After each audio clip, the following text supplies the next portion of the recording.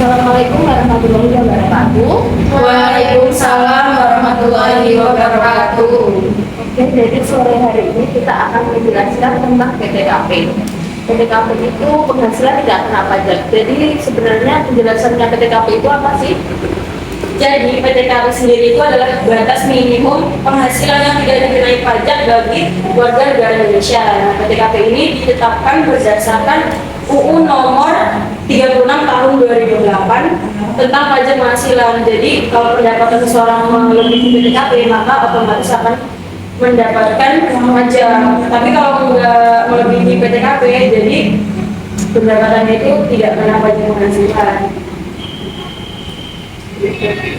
Lalu mengapa perlu adanya penghasilan tidak kena pajak? Karena bertujuan untuk melindungi orang-orang yang mempunyai penghasilan rendah atau sedikit. Jadi tidak harus membayar pajak kembali karena pasalnya pemungutan dari pajak ini hanya dikenakan pada PTKP. Dengan begitu semakin tinggi penghasilan juga semakin besar tarif pajak yang akan dikenakan. Fungsi dari PTKP sendiri itu apa sih? Berdasarkan UU Pasal 7 menyebutkan bahwa fungsi PTKP dapat dimiliki oleh wajib pajak khususnya bagi para wajib pajak orang pribadi dan tidak akan difungsikan untuk wajib pajak badan seperti yayasan, CV, lembaga, dan lain sebagainya.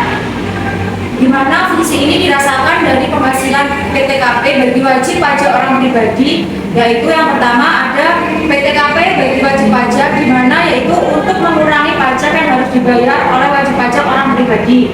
Yang kedua, ada PTKP bagi wajib pajak orang pribadi yang memberikan lebih banyak penghasilannya yang dapat dibawa pulang oleh para wajib pajak orang pribadi. Yang ketiga, ada PTKP bagi wajib pajak orang pribadi untuk mengurangi biaya hidup. Dan yang terakhir, sebagai bentuk pengurang penghasilan neto bagi wajib pajak dalam perhitungan pajak penghasilan pasal 21. Selain mengetahui tentang fungsi PTKP, kita juga harus mengetahui tentang status PTKP tersebut. Status PTKP itu apa aja sih sebenarnya? Untuk status PTKP itu terbagi menjadi tiga.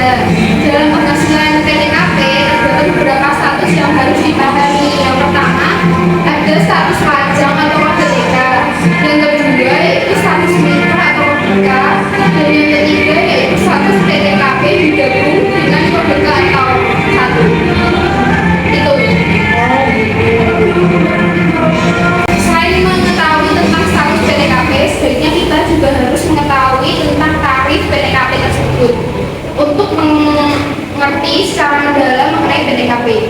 Betul. Nah, hal itu juga udah dijelasin dalam Peraturan Menteri Keuangan Nomor 101 PMK 010 2016. Jadi yang pertama, besar penghasilan tidak kena pajak itu untuk wajib pajak orang pribadi sejumlah 54 juta. Yang kedua, tambahan bagi wajib pajak yang sudah menikah sebesar 4.500.000. Terus kalau penghasilan tidak kena pajak, istri yang pendapatannya disatukan atau digabung dengan suami itu sejumlah 54 juta. Lalu tambahan maksimalnya sejumlah 3 orang dalam tanggungan keluarga, saudara dalam satu garis keturunan, semenda atau anak akal sejumlah 4.500.000. Jadi tarif pajak untuk setiap tahunnya itu 54 juta dan untuk setiap bulannya itu sebesar 4.500.000. Ya, betul. Jadi kesimpulannya terkait penjelasan PTKP adalah besarnya penghasilan yang menjadi nilai ambang batas atau batasan tidak terkenanya pajak bagi wajib pajak orang pribadi. Dengan kata lain, di mana apabila neto wajib pajak orang pribadi yang menjalankan usaha atau pekerjaan bebas jumlahnya di bawah PTKP, maka tidak akan dikenakan pajak penghasilan PPh 21.